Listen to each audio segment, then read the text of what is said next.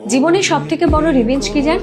Happy থাক, হাসি খুশি থাক, আনন্দে থাক। কেউ তোমাকে হার্ট করলে তুমি অবশ্যই মন খারাপ করে সারা দিন ওই বিষয়টা নিয়ে, সেই কথাটা নিয়ে ওভারথিঙ্ক করতে থাকো। ধীরে ধীরে তোমার ভিতরে একটা অনুভূতি জন্ম নেয় যে তাকে শায়েস্তা করতেই হবে, তার থেকে রিভেঞ্জ নিতে হবে। আর সেই রিভেঞ্জের আগুনে তুমি তোমার mental peace day by day নষ্ট করতে থাকো।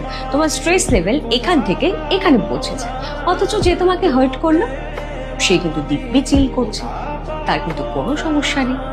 আর তুমি তার থেকে কিভাবে রিভেঞ্জ নেওয়া যায় এটা ভাবতে ভাবতে নিজের সমস্ত আনন্দ বিসর্জন করছো। কেন মিস? কারোর কথায় বা আচরণে নিজেকে এতটা কষ্ট দেওয়ার কি সত্যি প্রয়োজনীয়তা রয়েছে?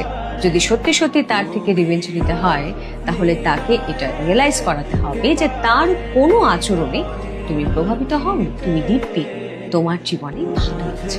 আর বিশ্বাস করো, ঠিক এই বিষয়টাই তাকে কনফিউজ করে, আর তার এই কনফিউশন তার ফ্রাস্ট্রেশন লেভেলটাকে হাই করে দেবে এবং সেখানেই তোমার চাই। তাই যদি জীবনে কারোর থেকে রিভেঞ্জ নিতে হয়, তাহলে নিজেকে আনন্দে রাখতে হবে, হাসি খুশি থাকতে হবে, খুব ভালো থাকতে হবে।